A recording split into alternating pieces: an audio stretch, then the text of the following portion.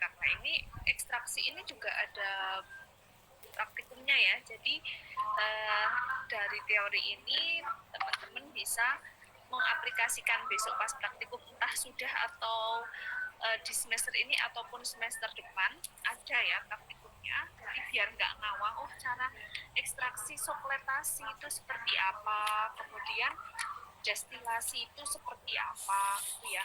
Tentunya itu kalau yang destilasi ataupun sokletasi itu kan dia termasuk yang panas gitu ya, yang ekstraksi yang tahan panas dengan ekstraksi dingin gitu.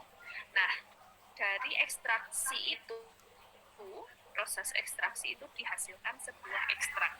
Nah, kenapa tujuannya perlu pemekatan gitu ya? Karena dari pemekatan itu kita bisa lihat zat aktifnya itu lebih jelas kayak gitu ya.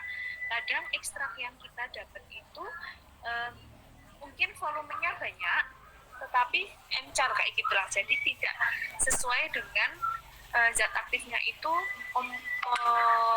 kandungan zat aktifnya itu nggak banyak. Makanya dengan pemekatan ini salah satunya itu bisa meningkatkan kadar zat aktif.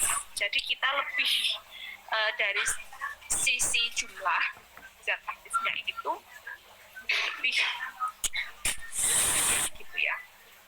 Walaupun mungkin yang sebelumnya ekstrak yang pertama itu dalam volume yang banyak, tetapi zat aktifnya itu kok sedikit. Nah, pemekatan ini bisa ditingkatkan kadarnya, gitu ya. Mempermudah proses pembuatan dan menghilangkan sisa-sisa pelarut. Jadi yang tadi saya bilang volume banyak, dari ekstrak yang volume banyak itu belum tentu zat aktifnya banyak ya.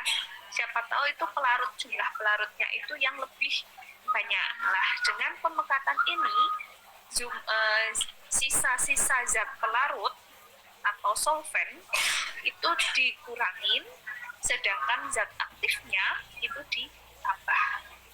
Walaupun nanti sedikit dengan pemekatan itu kan otomatis bisa jadi viskositas juga meningkat ya, dia lebih kental kayak gitu. Oke. Next.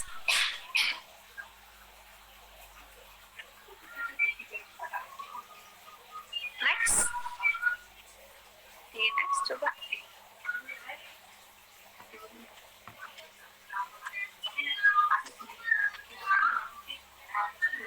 Ayo di next.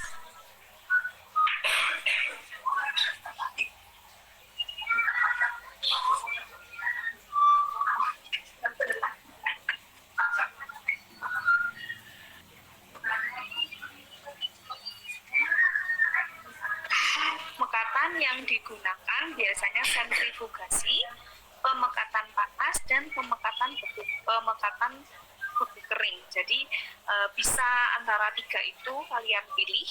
Jadi disesuaikan mungkin dengan kemudahan alatnya, ketersediaan alatnya yang ada itu apa. Yang jelas tiga-tiganya itu bisa.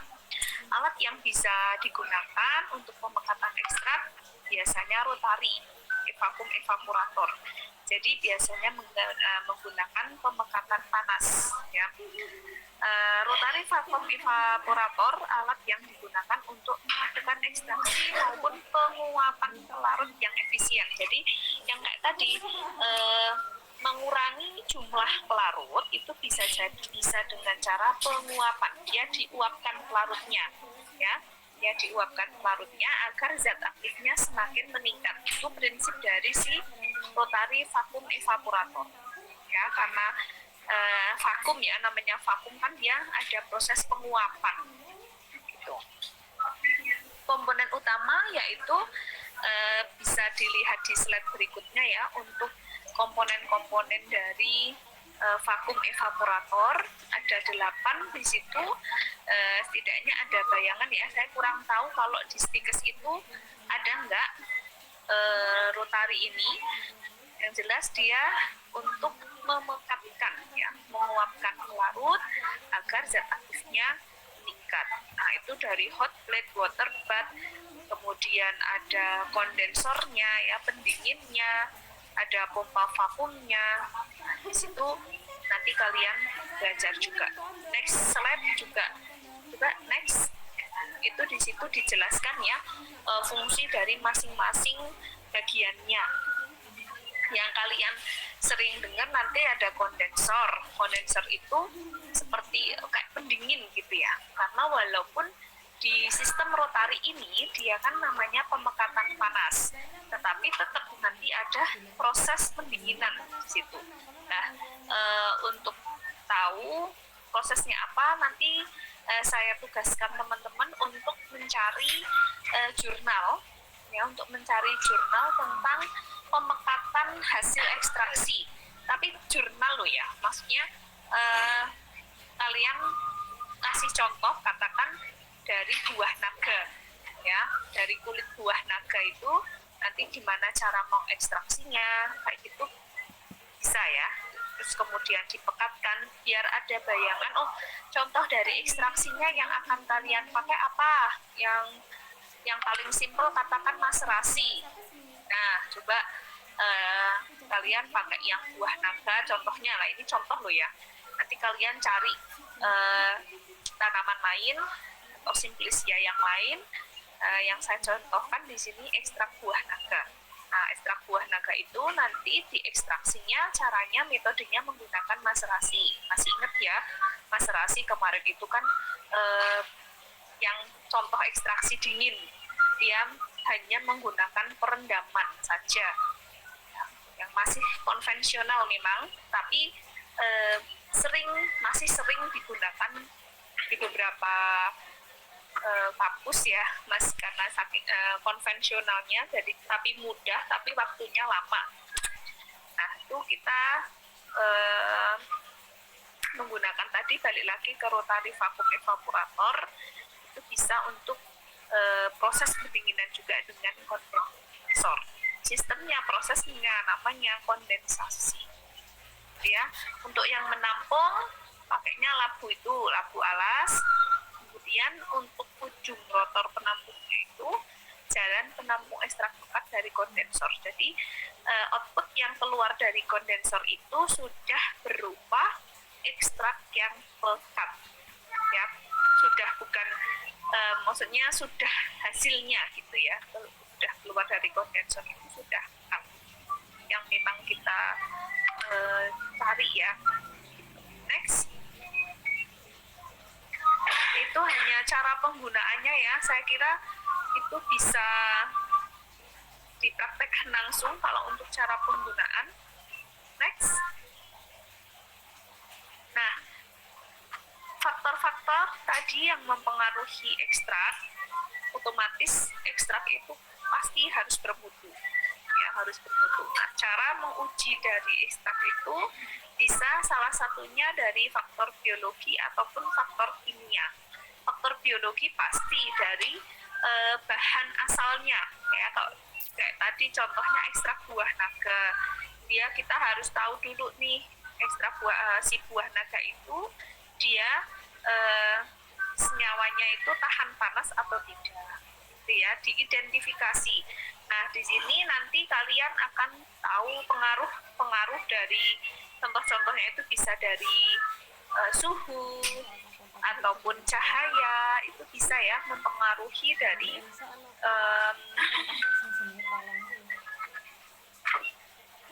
si mutu ekstraknya. Nah, di sini dari faktor biologi kita yang pertama lihat identitas spesiesnya dulu, jenis tumbuhannya dulu, gitu ya. Untuk memvalidasi jenis, jadi kita tahu dulu tanaman yang akan atau tumbuhan yang akan kita teliti ini dia termasuk spesies apa, asal-asalnya gitulah ya, asal dari si tanamannya. Jadi kita bisa tahu informasi-informasi genetika dari si tanaman tersebut. Jadi dikipoin dulu dari spesies itu berasal dari mana, kemudian faktor dari genetikanya itu seperti apa, itu biar kita tahu dulu. Itu namanya validasi jenis atau identitas jenis. Kemudian yang kedua, lokasi tumbuhan asal. lokasi merupakan faktor eksternal ya, bukan dari internal. Kalau tadi kan internal itu dari si spesies itu sendiri, gitu ya. Ciri-ciri atau jenis dari tumbuhan itu sendiri. Kalau lokasi tumbuhnya itu masuknya kan eksternal ya, lingkungan di mana tumbuhan bereaksi.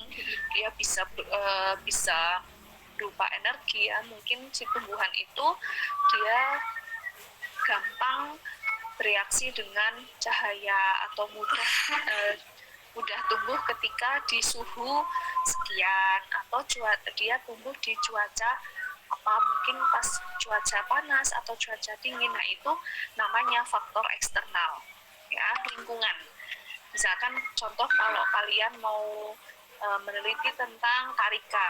Nah, karika di situ kan faktor eksternalnya dia berasal dari yang harusnya suhunya harus berapa ya. Kemudian dari faktor cahaya juga harus gimana, itu kalian harus kepo. Selain internal juga eksternal ya, pun materi seperti air, kemudian senyawa organik atau anorganik gitu ya, kandungan air. Kemudian periode pemanenan hasil tumbuhan ya, kalian juga harus tahu dulu periodenya kapan sih si tumbuhan ini bisa dilakukan panen ya, karena otomatis kalau pemanenan itu kan hubungannya sama kandungan senyawanya ya, kandungan senyawanya itu sudah kompleks atau belum gitu. Terus proses dari kehidupan tumbuhan itu terutama metabolisme sehingga menentukan senyawa kandungan. Jadi lebih ke kalau dia belum mature itu kan berarti kandungan senyawanya kan juga belum kompleks ya, kadarnya juga belum optimal, proses biosintesisnya juga belum selesai kayak gitu. Nah, makanya kita perlu tahu periode pemanenan juga ya, biar tahu kandungan senyawanya sudah kompleks belum. Oke, next.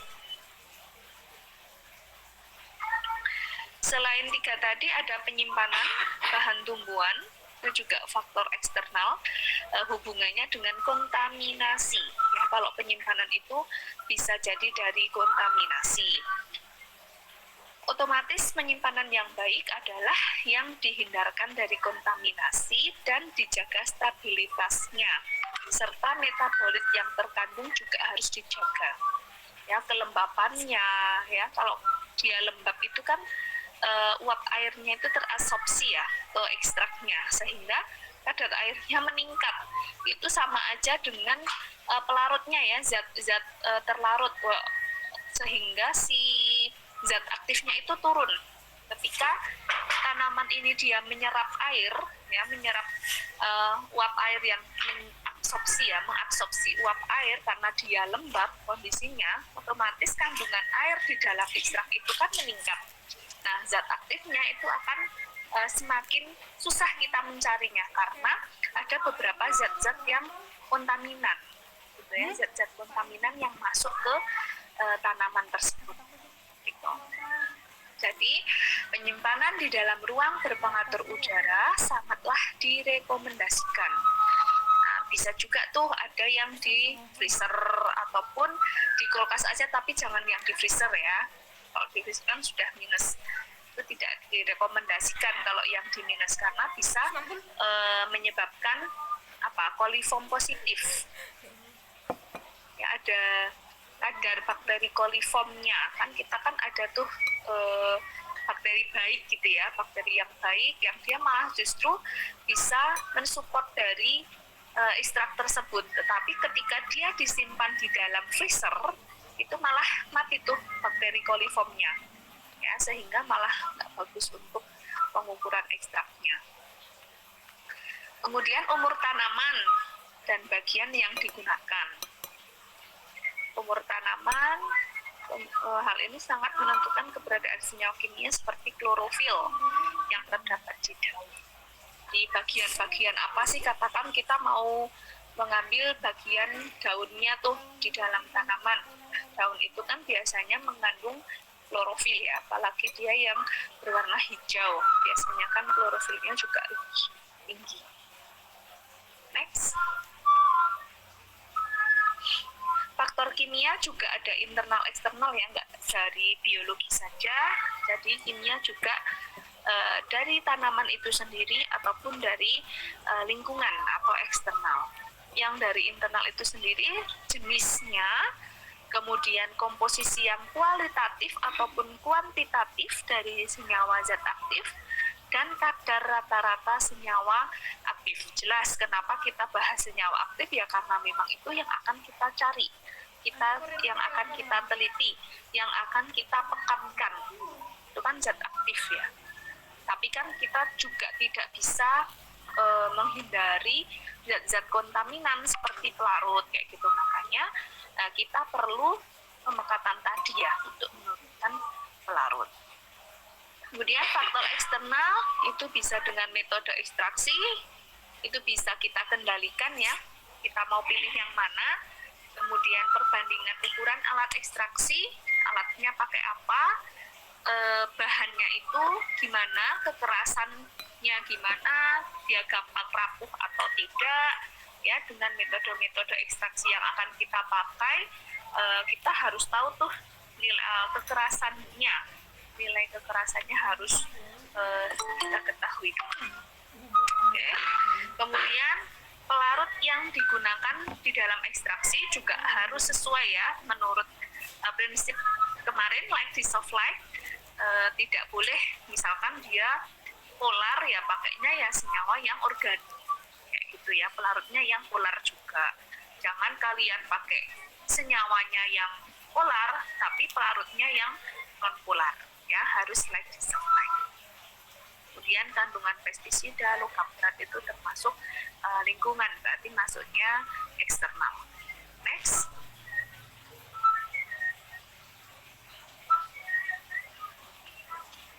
Nah, ini kan hanya ke pemilihan pelarut ya. Pemilihan pelarut itu harusnya yang seperti apa gitu. Tergantung ya. Kalau umumnya sifatnya itu yang dia memberikan kemurnian. Kemudian harus tetap stabil tuh. Mempunyai viskositas, tekanan uap, dan titik beku yang rendah. Ya, jangan yang kental ya. Sebagai pelarut itu jangan yang kental. Nanti malah susah untuk memekatkan, malah dia kental kan susah ya. Tidak beracun dan tidak mudah terbakar. Nah, itu bisa dibaca sendiri. Next. Itu hanya pemilihan pelarut ya. Nah, untuk yang terakhir ini 4 poin, senyawa kimia dalam ekstrak terbagi menjadi ada senyawa kandungan asli, senyawa hasil perubahan. Jadi dari senyawa asli ada tuh yang memang kita ambil kandungan aslinya, ya. Lo senyawa yang memang sudah ada gitu ya, sudah ada di tumbuhan tersebut.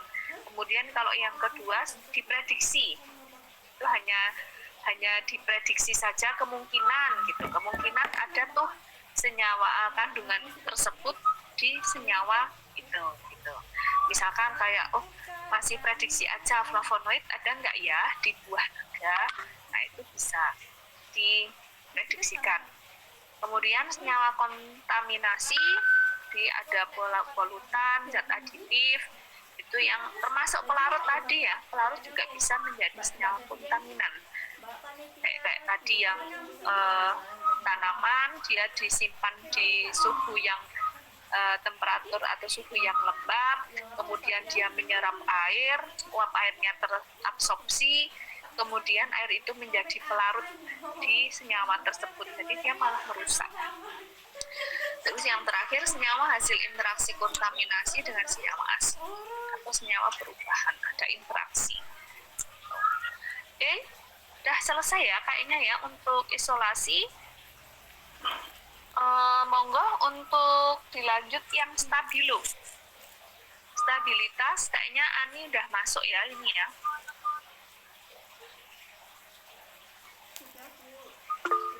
Sudah Bu. Di share screen langsung aja untuk PowerPoint-nya.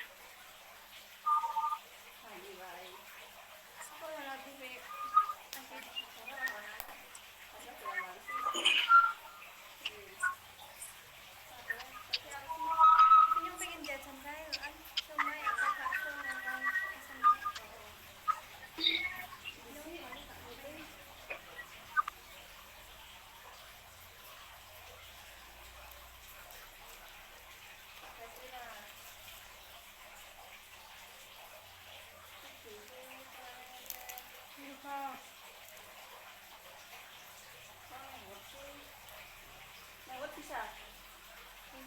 Diputar ya. Wih, berdiri. Tak share apa? Ih.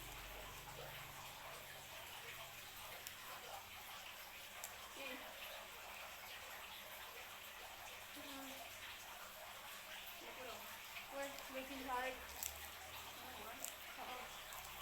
Jadi ya nahani kan macang loh. Asalkan nggak dilalui permata maan ya bisa macang. Apa yang tak macang? Ini bisa macang. Hah?